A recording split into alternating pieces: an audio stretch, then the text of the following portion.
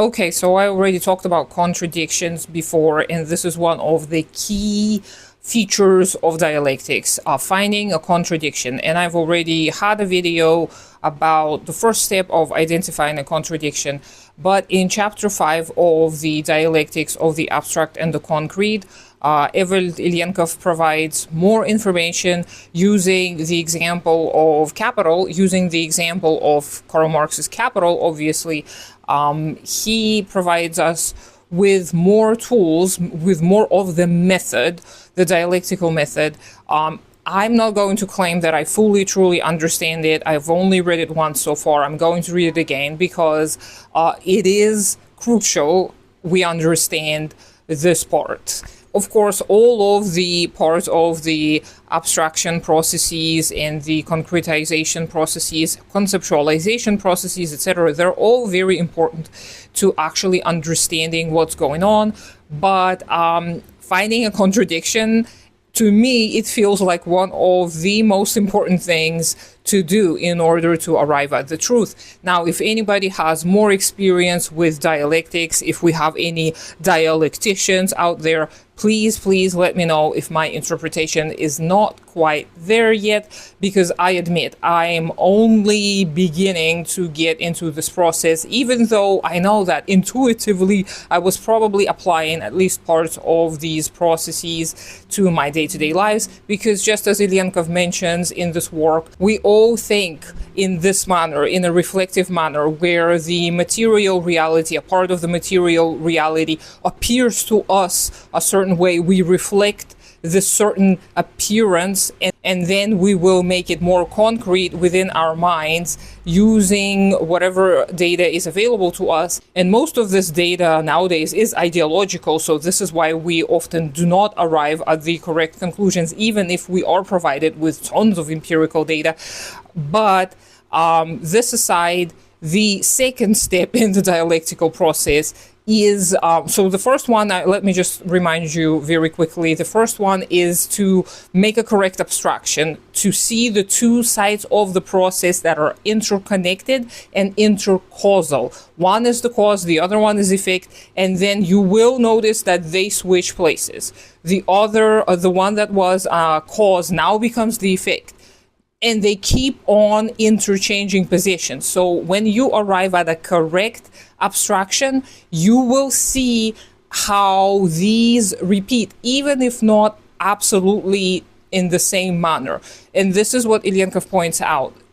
It's not sameness that we're looking for. We are looking for the essence, right? And the essence is something that if you take it away from the object, it will cease to be what it is, very simply. But it is not always obvious when we look at historical events and the progression of a certain object in history. So this is what often confuses people, because we are unable to perceive the object, to see the object within its entire process of becoming,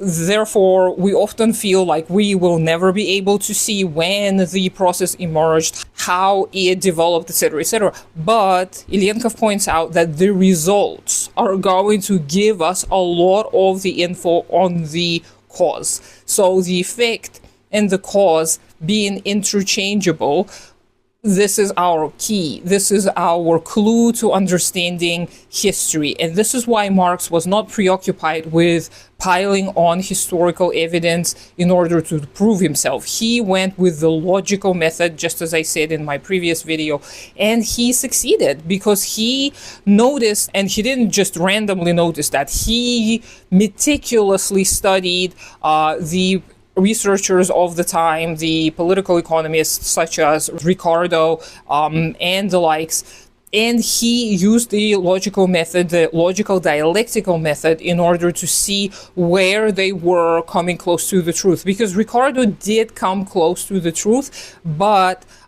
he only was able to identify labor as the substance of value, which Marx argues is only true within the realms of capitalism. So only within this method of production, only within these types of social relations, we're going to see labor as the substance of value. But labor existed before value. It precedes value. It is the cause of value.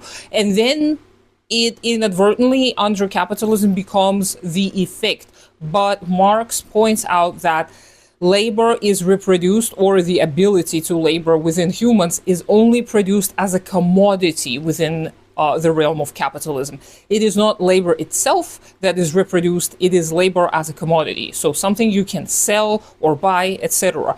So this is why we devalue certain types of labor. This is why we don't consider certain types of labor useful, necessary, etc., etc., because we see labor as a commodity first and foremost. But it is only in the realm of capitalism. Labor existed before capitalism. Labor is going to exist after capitalism. It is not only the essence of value, it has value in itself, but under capitalism we are unable to even discover, to even explore the full capacity of our labor and what it can give us. So this is the example that Ilyenkov uses, how Marx arrives at the historically and logically sound conceptualization of value. It is one of the cornerstones of Marxism. It is the foundation, actually, of Marxism, and it is all described in great detail in the 5th chapter of this work that I mentioned before.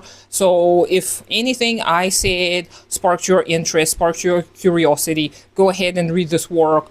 I am not the best at explaining these final chapters because I need to still make sense of them myself, so maybe I will add more to this video later on. I will make an addendum where I will clarify, etc., etc. But you can let me know what you think. Let me know if you know more about this and you can explain the 2nd step or the 3rd step or all of the steps of the dialectical method and how it is applied. And I hope you have a great day today. Consider supporting me on Patreon. Do take care of yourself and your community first. Subscribe to me on all the other social media accounts, even though I don't do much there. And I'll talk to you sometime later.